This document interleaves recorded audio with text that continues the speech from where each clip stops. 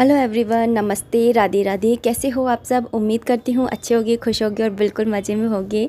Kitchen में आई हूँ lunch की प्रिपरेशन करने के लिए। यहाँ पे मैंने मिर्ची और धनिया को निकाला था, तो इसी तरह से रखती हूँ मैं धनिया को। धनिया को है ना कागज़ में लपेट के रखती हूँ, तो फिर ना वो ख़राब भी नहीं होता है। पर धनिया को मैं धोती नहीं हूँ, धोते हैं ना तो फिर वो गीला हो जाता है, फिर उसके बाद में ना वो जल्दी ख़राब हो जाता है। और ऐसे ही आटे के साथ में उसे कागज़ में लपेट के रख दो तो वो ना ज़्यादा दिन तक सही बना रहता है। मॉइस्चर ना कागज़ लपेट है ना सोख लेता है। और यहाँ पर मैं आपको हाथ पे दिखा रही थी कि देखिए मुझे ना उस दिन आका तीज वाले दिन मैं ऐसे एक दिन पहले मैं छत साफ़ कर रही थी तो मुझे एक कीड़ा काट गया था। तो मुझे लगा कि ऐसे ही काट गया, कोई बात नहीं। और देखिए इतने दिन हो गए अब तक सही नहीं हुआ है। तो आज मैं ना कद्दू की सब्ज़ी बना रही हूँ। और कद्दू की सब्ज़ी मैं सोच रही थी कि प्याज डालनी पड़ेगी, क्योंकि बिना प्याज के तो कोई नहीं खाएगा। क्योंकि कद्दू का टेस्ट है ना किसी को भी पसंद नहीं, और टेस्ट को हाइड करने के लिए मुझे प्याज डालना पड़ेगा, जिससे कि ना प्याज का ना टेस्ट आए और कद्दू का कम टेस्ट आए। तो मुझे प्याज डाल के बनानी पड़ेगी। और मुझे भोग भी लगाना है। और सुबह मैंने ना हर्षित के लंच बॉक्स के लिए ना भिंडी बनाई थी प्याज वाली, तो वो भी है। तो सब्जियाँ तो बहुत सारी हो गई, लेकिन अब भगवान जी को भी भोग लगाना है। तो सोच रही थी कि दही से लगा दूँगी, दही चीनी से, या रायता बना लूँगी, क्योंकि दोनों ही सब्जियां सूखी हैं तो रायता हो जाएगा। तो या फिर दही चीनी से लगा दूँगी। कंफ्यूज हो जाती हूँ कई बार कि क्या किससे भोग लगाऊँ मैं। तो यहाँ पे मैंने ना सब्ज़ी छोंक दी है। सब्ज़ी मैं मस्टर्ड ऑयल में छोंकती हूँ और मेथी दाना के अंदर। तो यहाँ पे वो कद्दू डाल दिया था, सारे मसाले ऐड कर दिए थे और बस इसको ढक कर के बनने दूँगी। पानी वगैरह नहीं डालती हूँ। यहाँ पे स्लैब पे जो कटिंग शटिंग का जो तेवी हुआ है कचरा, उसको मैं ना डस्टबिन में डाल दूँगी। और थोड़ा सा यहाँ से साफ़ करके और फिर ना ये स्लैब को साफ़ कर लूँगी। और साथ में ये बर्तन वगैरह भी उठा करके रखने हैं, तो इनको भी उठा के रखूँगी। और साथ में यहाँ पे ना मलाई वगैरह हटा रही हूँ, क्योंकि अब हस्बैंड जी को दूध निकाल के रख रही हूँ, क्योंकि वो नहा करके आएंगे तो फिर उसके बाद में उनको दूध दे दूँगी। और फ्रिज में से निकालते के साथ में कोई भी चीज़ है ना यूज़ में नहीं लेनी चाहिए, तो मैं पहले से ही निकाल के रखती हूँ। तो यहाँ पर मैंने दूध उनका निकाल के रख दिया है। और यहाँ पर अब मैं ग्रोसरी का सामान देखने लग गई हूँ। एक्चुअली रात को कुछ ग्रोसरी का सामान आया था, साबुन है और मटर मैंने वो मंगाए थे, छोले और मटर। और साथ में ना तेल है, रिफाइंड ऑयल, चीनी, चावल। ज़्यादा कुछ नहीं मंगाया था, बस इतना ही सामान मंगाया था, ये 4-5 चीज़ें ही। तो यहाँ पे ये चावल पहले के रखे हुए हैं, इन्हें मैं एक कंटेनर में मतलब एक छोटी सी भगोनी में निकाल दूँगी। और जो नए चावल आए हैं उनको भर लूँगी, पहले एक किसी कपड़े से पोंछ लूँगी। धो नहीं रही हूँ, अगर धोऊँगी तो फिर धो करके फिर सुखाना और ये सब कुछ करने में बहुत लॉन्ग प्रोसेस हो जाएगा। तो मैं इसको है ना बस ऐसे ही पोंछ करके और भर रही हूँ। तो चावल भर दूँगी। और जो पुराने वाले चावल थे जो मैंने अभी अभी भगोनी में निकाल दिए थे, उनको ऊपर की साइड डाल दूँगी, ताकि ना वो पहले बन जाए, क्योंकि वो पहले के राइस है ना, तो पहले की सामान जो होता है ना वो पहले ही ख़त्म होना चाहिए, मुझे ऐसा लगता है। तो ऊपर की साइड डाल देती हूँ, इससे ना जब भी बनाऊँगी तो ऊपर के चावल ही काम में आएंगे। अगर कहीं और इसी भगोनी में रख दूँगी तो फिर रख कर के भूल जाती हूँ, मेरी ये भी आदत है। इसलिए ना मैं इसी के अंदर ही ऊपर डाल देती हूँ इस तरीके से। चीनी मंगाई थी तो चीनी को भी मैं भर लूँगी। चीनी की थैली एक्चुअली है ना थोड़ी सी छेद हो रहा है, तो वो चीनी ना बाहर निकल रही है। और ना चीनी रात को आया गया था ये सामान, रात को मैंने भरा नहीं था कि सुबह भर लूँगी। तो चीनी में ना चींटियाँ लगी। अब गर्मियों में ना ये और दिक्कत हो जाती है, चींटियों की।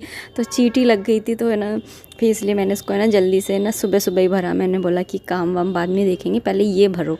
और यहाँ पे ऑयल भी मंगाया था, तो ऑयल को भी मैं ना बाल्टी के अंदर भर के रख दूँगी, क्योंकि पैकेट भी रख सकती हूँ, लेकिन जब काम करने बैठो ना तो उसी समय पैकेट को काटो फिर फिल करो, तो बड़ी ना मतलब सुविधा सी नहीं रहती है। काम ऐसे करना चाहिए कि जब हम काम करने बैठे ना तो उस टाइम पे जल्दी जल्दी से काम हो जाए।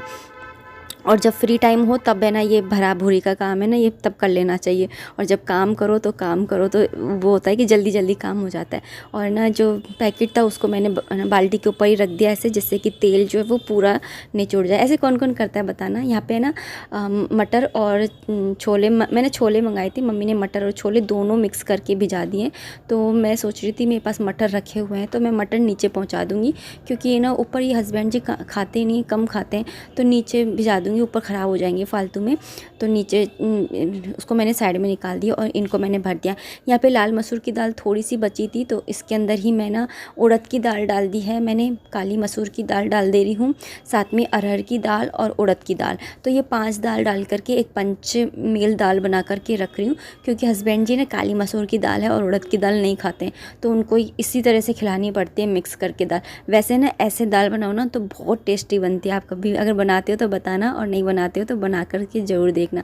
और देखने में भी देखिए कितनी सुंदर लगती है, बहुत सारी दालें हो जाती हैं। तो यहाँ पे मैंने ना 2 चम्मच दाल निकाल लिया और उसको अच्छे से धो करके भिगो करके रख रही हूँ।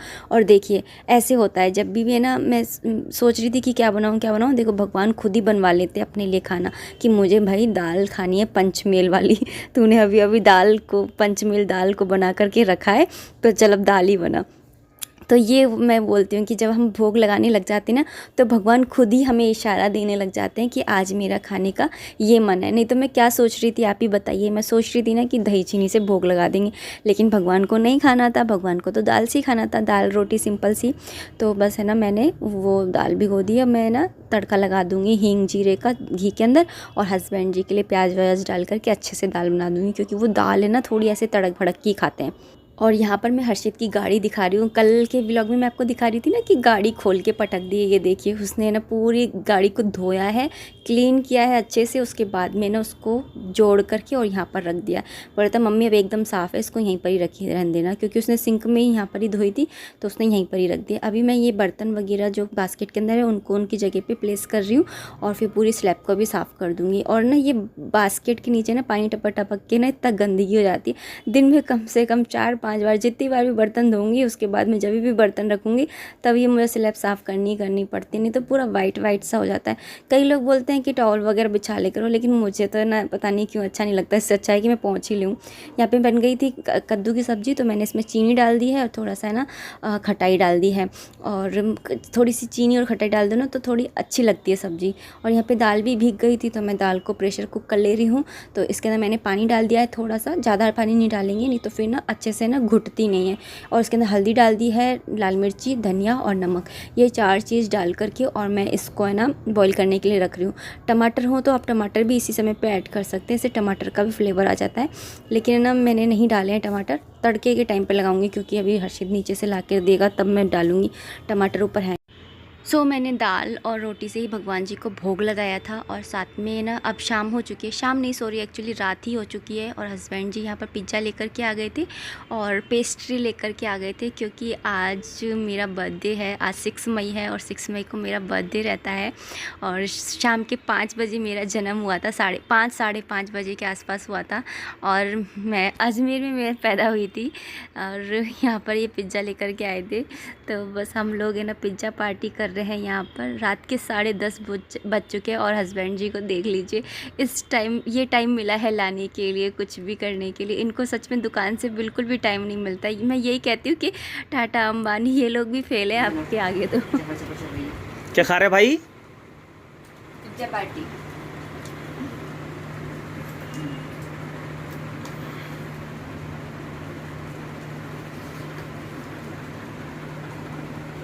यार क्या कर रहा है छोरा? सॉस डाला, सॉस तू सॉस डालना तू ना। खून डाला, खून। नमस्ते, राधे राधे, कैसे हो आप सब? उम्मीद करती हूँ अच्छे होगे, खुश होगे और बिल्कुल मज़े में होगे। आज है नेक्स्ट डे, और कल मेरा बर्थडे रहा था, और रात को ये लेकर के आए थे, पिज़्ज़ा लेकर के आए थे, पेस्ट्री लेकर के आए थे। तो हम लोगों ने ना वो इन्जॉय किया। उसके बाद में ना हम लोगों ने वही खाना, तो हमारे 12 साढ़े 12 बजे तक खपता है, तो खाना वगैरह खाया। उसके बाद में हम लोग सो गए थे, और आज नेक्स्ट डे है। एक्चुअली मैंने इनसे कहा था कि बर्थडे वाले दिन जैसे आप मुझे ना खाटू श्याम जी के ले गए थे, ऐसे मुझे वृंदावन ले चलो। मैं इनसे काफ़ी कह रही थी कि वृंदावन चलते हैं, बाकी बिहारी जी के दर्शन कर लेते हैं, प्रेम मंदिर देखाएंगे, और ना अगर आपके पास टाइम रहेगा तो हम निधि वन भी देखाएंगे। तो ये 3 चीज़ मुझे देखने का बहुत मन है वृंदावन में, तो लेकिन इन्होंने मना ही कर दिया जाने के लिए। मैं इनको खूब कह रही थी कि चलते हैं ना, देखो ना मम्मी है, पापा है, अभी उनकी उम्र है, उनके अगर अब फिर जैसे जैसे टाइम बीतेगा बूढ़े हो जाएंगे, फिर वो कहाँ जा पाएंगे। मैं इनसे इतना कह रही थी कि मम्मी तो फिर भी है ना किसी ना किसी की कंपनी बनाकर चली जाएंगी, लेकिन पापा तो कभी है ना इच्छा ही नहीं करते हैं। उन्होंने तो अपने चारों धाम, अपने तीर्थ है ना इसी घर को ही बना रखे हैं, वो ना कहीं जाते ना जाने की इच्छा करते। मैंने बोला कि चलो ना अपन चलते हैं, उनको ले चलते हैं, और वो भी दर्शन कर आएंगे अपने बहाने। लेकिन इन्होंने बोला कि मेरी तबीयत ही ठीक नहीं है, तो मैंने बोला, फिर इन्होंने बोला कि चल तू कह रही है तो मम्मी से पूछ लेता हूँ। तो इन्होंने पता नहीं पूछी या नहीं पूछी, सुबह बोल रहे थे जगा दिए ना, लेकिन इन्होंने मुझसे ऐसे बोला कि ना तबीयत ठीक नहीं है। तो फिर मेरा मन नहीं हुआ जगाने का, क्योंकि अगर हस्बैंड ऐसे बोल दे ना कि मन नहीं है, तबीयत ख़राब है, तो फिर ना मेरा मेरा मेरा मन कहीं ना मर जाता है। मुझे ऐसा लगता है कि कोई मेरे साथ जो जा रहा है ना वो भी पूरे मन से जाए, तो तभी अच्छा लगता है कि ना सिर्फ मेरे कारण कोई चला जाए, वो मुझे नहीं अच्छा लगता है। अगर यहीं पर ही आसपास की बात होती तो वो अलग बात थी, लेकिन थोड़ा वृंदावन है यहाँ से 1.5-2 घंटे का रास्ता है, तो और मुझे पता भी नहीं है कितने घंटे का है, 1.5-2 का तो होगा ही मेरे हिसाब से। तो यही था। अब देखते हैं कि ना बाकी बिहारी जी हमें कब दर्शन के लिए बुलाते हैं, तो जब बुलाएंगे तो आप लोगों को तो मैं अपने साथ लेके ही जाऊंगी। और एक किसी ने कमेंट किया था कि हम भी कहीं नहीं जाते हैं, घर में ही रहते हैं। मैंने भी अभी तक कुछ भी नहीं देखा है, तो मैं भी अगर मैंने जैसे खाटू श्याम जी देखे तो उनके मंदिर के दर्शन किए, उनके दर्शन किए तो आपको दर्शन कराए। अगर ऐसे ही मुझे ना बाकी बिहारी जी ने ना अपनी कृपा बरसाई, मुझे बुलाया, तो फिर मैं आप लोगों को लेके जाऊंगी। आप मेरे साथ में जुड़े रहिए, और अगर जाती हूँ तो दर्शन ज़रूर से कराऊंगी। वैसे सुना है वहाँ पे ना कैमरा वगैरह ऑन करना मना है, लेकिन देखते हैं कि कैसे क्या होता है।